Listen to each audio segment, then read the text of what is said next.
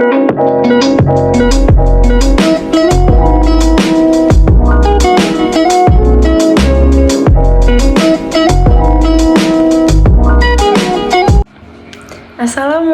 warahmatullahi wabarakatuh.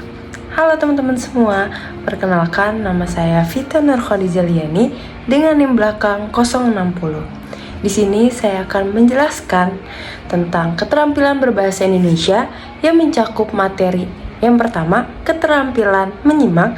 Yang kedua, keterampilan berbicara.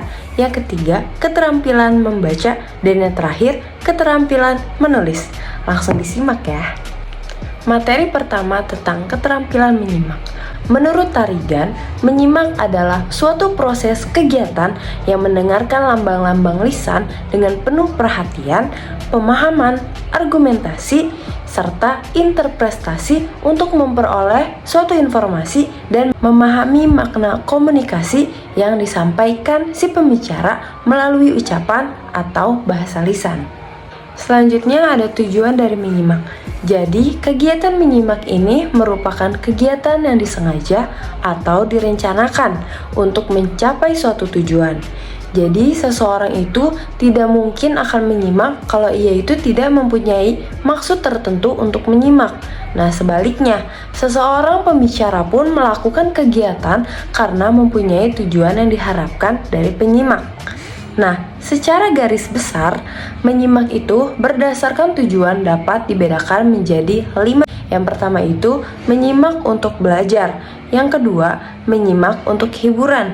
Yang ketiga, menyimak untuk menilai. Yang keempat, menyimak untuk mengapresiasi. Dan yang terakhir, menyimak untuk memecahkan masalah. Selanjutnya, ada proses menyimak. Menurut Green dan Walter, jadi di situ menjelaskan bahwa ada 4 langkah proses dalam menyimak, yaitu menyimak adalah suatu kegiatan yang merupakan suatu proses. Nah, dalam sebuah proses itu, menyimak terdapat tahap-tahap tersebut. Yang pertama itu tahap mendengar, yang kedua tahap memahami, yang ketiga tahap menginterpretasi, dan yang keempat tahap mengevaluasi. Oke, selanjutnya materi yang kedua yaitu keterampilan berbicara. Jadi, berbicara adalah kemampuan untuk mengucapkan bunyi-bunyi artikulasi atau kata-kata untuk mengekspresikan, menyatakan serta menyampaikan pikiran, gagasan, dan perasaan. Nah, pengertian tersebut itu menunjukkan dengan jelas bahwa berbicara itu berkaitan dengan pengucapan kata-kata yang bertujuan untuk menyampaikan apa yang disampaikan, baik itu perasaan, ide, atau juga gagasan.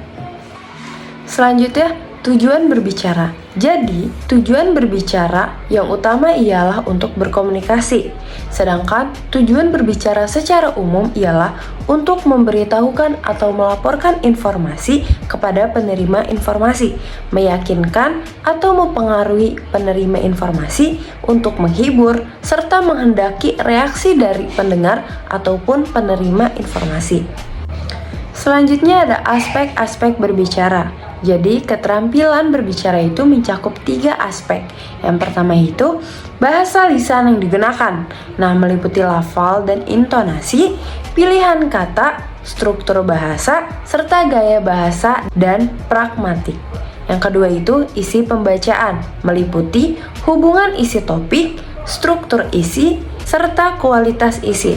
Dan yang ketiga, teknik dan penampilan, meliputi gerak-gerik, mimik, hubungan dengan pendengar, volume suara, serta jalannya pembicaraan. Materi selanjutnya yaitu keterampilan membaca.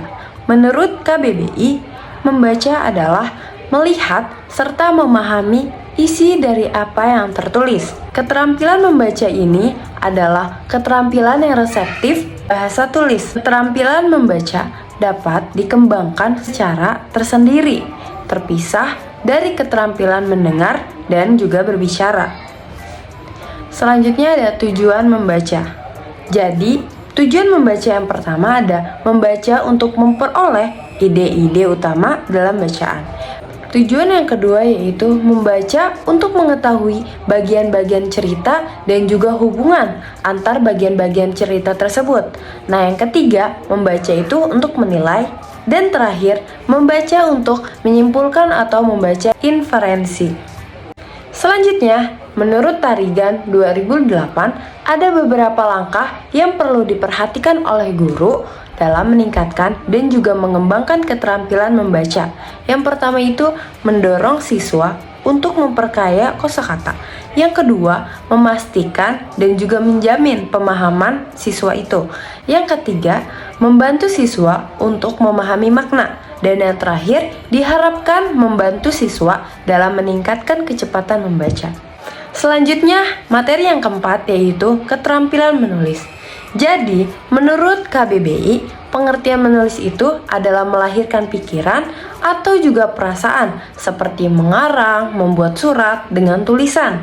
Nah, menulis ini berarti menuangkan isi hati penulis ke dalam bentuk tulisan sehingga maksud hati penulis itu bisa diketahui oleh banyak orang melalui tulisan yang ia tuliskan. Nah, selanjutnya ada tujuan menulis. Jadi, menulis itu harus memiliki tujuan yang jelas dari tulisan yang akan dituliskan. Nah, tujuan yang jelas itu akan membimbing seseorang dalam usahanya membuat tulisan yang baik. Nah, menulis untuk sekedar menyelesaikan tugas atau memenuhi kewajiban tidak dapat dikatakan sebagai tujuan menulis yang nyata. Tetapi tujuan menulis secara umum itu adalah menginformasikan, meyakinkan, mengekspresikan diri, dan juga menghibur. Menurut Hugo Hartig, tujuan itu dibagi menjadi 6. Yang pertama itu tujuan altruistik atau altruistic purpose. Yang kedua itu tujuan persuasi atau persuasi purpose. Yang ketiga itu tujuan informasi atau tujuan penerangan atau informational purpose. Yang keempat, tujuan pernyataan diri atau yang biasa disebut dengan self-expressive purpose. Yang kelima, tujuan kreatif atau creative purpose. Dan yang terakhir, tujuan pemecahan masalah atau yang biasa disebut dengan problem solving purpose. Menurut Yunus 2014, menulis itu mempunyai beberapa fungsi. Yang pertama itu fungsi personal, yaitu mengekspresikan pikiran, sikap, atau juga perasaan dari pelakunya yang diungkapkan melalui misalnya surat atau juga buku harian. Yang kedua itu ada fungsi instrumental, yaitu mempengaruhi sikap dan juga pendapat dari orang lain. Yang ketiga itu fungsi interaksional, yaitu menjalin hubungan sosial. Yang keempat itu fungsi informatif, yaitu menyampaikan informasi termasuk ilmu pengetahuan. Dan yang terakhir ada fungsi estetis, yaitu untuk mengungkapkan atau juga memenuhi rasa keindahan. Oke baik, cukup sekian penjelasan dari saya. Kurang lebihnya mohon maaf. Wabillahi taufiq wal hidayah. Wassalamualaikum warahmatullahi wabarakatuh.